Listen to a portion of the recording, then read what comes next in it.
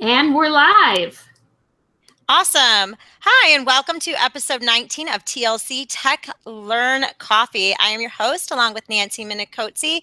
My name is Lisa, and I'm a fifth grade teacher in South Monterey County in California. And I'm Nancy, an ed tech coach in Northwest LA County. And we want to thank all our subscribers. We now have a new custom URL, so you can find us on YouTube at youtube.com/C/TLC Ninja Teachers. Woohoo! I know, it is so awesome. Thank you guys, everybody. I want to remind you of our focus. So we are accessible on your schedule, 15-minute format, and a chance to get your questions answered. Leave us questions on our website, or if you're watching us live, put them in the YouTube chat. We are personalized mobile PD, and we want you to contact us if you know someone who would be a great guest, or if you want to be on our show. Please support us by subscribing to us wherever you watch, and please rate us. The more ratings we have, the easier it is for others to find us. So, Lisa. Yes. Well, tonight's coffee fact is from Brazil. So Brazil actually produced a postal stamp that smelled like coffee. How cool is that? In December of 2001. And it was designed to promote their coffee, and the smell was supposed to last for up to 5 years. So I thought that was pretty interesting. Tonight, we have an awesome guest. Her name is Sarah Stuhr. Got that right. And she'll be talking to us about Breakout EDU. I love Breakout EDU. So Sarah, can you tell us a little bit about yourself, who you are, what you do, things like that? Yeah, I am a fifth grade teacher in a small county in Colorado. We live in the high Rocky Mountains at about 9,200 feet. And I teach fifth grade currently, which I've done for the past 4 years. But before that, I did special ed, English language acquisition, and also preschool.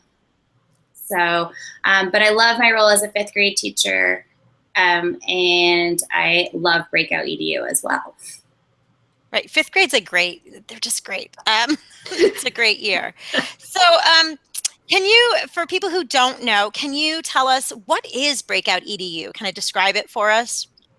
Yeah, so Breakout EDU is where students are asked to solve a variety of clues to unlock a series of locks or break out of a box, or it even can be a physical room. It could be a website. There's lots of different ways that you can approach Breakout EDU.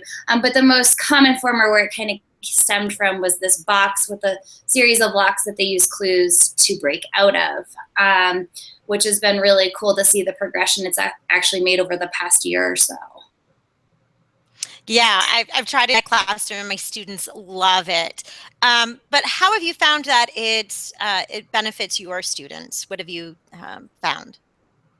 I've just noticed a huge difference with communication, collaboration, and definitely critical thinking skills that my students are asked to use when trying to solve a series of locks or clues to break out. They have to talk, and we kind of have some rules about, every eye to every clue, especially if the game is content-based, where they're learning something or they're trying to have a takeaway that's academic. And so every student has to see every clue, and that really forces students to find their strengths within the game. Students who sometimes don't excel academically within the classroom find a strength because they're a good logic puzzle solver, or they have other things that they are able to connect with that maybe their peers don't see as a strength in the day-to-day classroom. I love that. So the shy or quiet students, or some of those students are getting to find success. How do you deal with the students who either take over everything and want to be the boss, or those students who also, because you have the other extreme of those students who just kind of sit back and let everybody else kind of do the work? How do you address those two scenarios? I kind of try to find a balance, and I try to get those busy bees that really want to be into everything focused early on in the game on kind of one task. And then I don't let them skip from task to task to task. If they find one thing and they're working on that, they need to kind of stay focused before they and solve that clue or whatever that task they're working on in hand, which then allows other students who aren't, the the one that likes to organize everything, you know, work on other tasks without feeling overwhelmed or overrun by those students who really want to be involved in everything. Great. And how do you use Breakout EDU in your classroom? Well, I use it for a variety of things. I definitely started on like fun, you know, team building kind of stuff when I first started using it about a year and a half ago. Now I guess that, you know, I looked at this website and I picked some of the games that they already had created, and I did make minor adjustments to what served my needs as a teacher, or, you know, my group of students that I was working with. And so the fun ones are always a great reward, but they still learn so much even if they're not content-based, because of the collaboration and the critical thinking skills that they have to use in order to solve these puzzles to break out. I then moved on to more content-based ones, doing math ones, and definitely social studies and science, because I love the integration of the different tech tools like Google Maps and stuff that you can use to give students clues and hints to apply knowledge that they've already learned. Yeah, it just integrates so well, I found, with so many of the different subject matters. How often do you do breakouts with your students? I try to do them about once a month. There's something they look forward to, and they absolutely beg for them. We used to, you know, we have our select few, you know, celebrations throughout the year, and we used to, you know, do a snack and a game. Well, there's no question now what the game is. It's always Breakout. And then I always ask for input of what they want to do, or, you know, I pick a game that I think they would have fun at. And we switch it up between content-based and fun ones. And I'm in the process of, you know, I design games now, but now I have my students designing games. So sometimes it ends up being a game a student has designed, and I've worked with them to help implement. Oh, that is neat. I love that. I like that. That's very cool. Yeah, they have a lot of fun, and, you know, they've seen the progression and they see how things work, and their minds are thinking now when we play these games, like what clues would they use in their game, or how would they create something. So that's been really cool. And we're working on creating some now for summative tasks for them to, you know, I think there's two sides that they have to understand how to create in order to effectively, you know, go off without a hitch, and therefore they're using all that knowledge even though they don't end up playing the game in the end. And how do you do it? Do you have the whole group working together to break out, or do you have small groups working at the same time? Do you just use one small group at a time? How do you set it up and organize it for the best success? Most of the time, because our class sizes are small enough, I usually run just one game at a time. When I tried to do a progressive game last year, where students had to solve a series of tasks and then they had to do one final task together, that kind of fell apart because they didn't end up all getting to the final task, and they were missing pieces of the puzzle where one team was waiting on another. I've never had to have the opportunity where I had to split like a class and say, you know, you stay on the side and run two games or the same game consecutively with two groups. I haven't. Okay. All right. Did we lose my audio, or can you hear me? I can hear you. We can hear you. Okay. I thought it went out. Sorry about that. So this is all really great, so exciting stuff. I checked out Breakout EDU. You have to. But Sarah, can you tell us how people can get started with it? You know, where do you find the games? I know you said that you are now creating your own games and your students are creating the games. But if people want to go ahead and get started, where can they find some games, or do you suggest that they So what's the best way to get started with all of this? Definitely the best way is to go to Breakout EDU. They have a great website where they have all the games. They actually have a digital sandbox where people who have created games can put their games and share them. But also their Facebook group is a huge source of help. People post questions if you are designing or trying to figure out how to implement a game. It's really helpful because the community is really supportive there, and they definitely their wealth of knowledge there, and that's where I get a lot of my ideas. And people are always posting new ways to make new puzzles there. But what I love about Breakout EDU is they have their kits for sale on their website, but they also show you how to open source them, buying the locks on your own.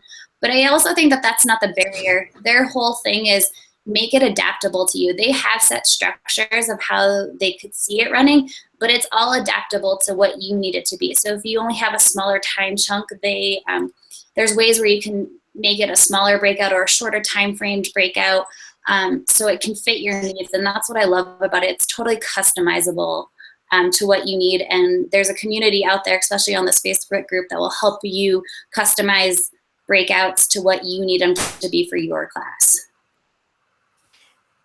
Great, and we'll go ahead and post those links in our notes that's on our website so that everybody can have that.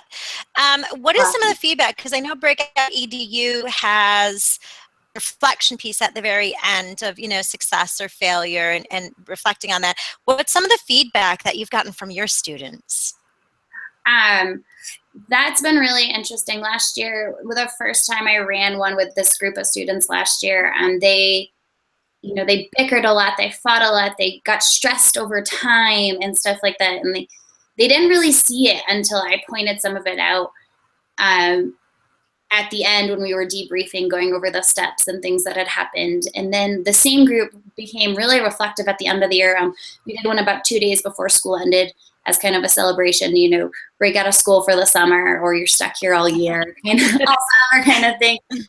And the best part was that they were like, you know what, we didn't succeed and we didn't yell at each other, and we worked through things, and they kept working after the timer had stopped and there was no time left, and they completed the challenge or the task at hand as a group, even though they knew they had technically quote unquote failed. And so they talked about that and how they learned from the first one that we did to the last one we did last year, of how they change as a group to work collaboratively and to think critically beyond just trying to beat the clock. Wow, it sounds like they did a lot of learning and growing last year, and those things that we want our students to do with, being persistent and sticking with it and finding out that the failure is okay and not to stress out about that. What a great story. Was so overwhelmed when they're like, I said, okay, time's up, and they're like, well, because they were really close to finishing. They only needed about another 2 minutes, and so they just said, give us 2 more minutes to let us finish. And I just kind of stood back and let them do that. And for students to learn that even though technically time is up, to not give up and to keep persisting was a huge growth for them. And just see that they could still collaborate and understand failure was huge.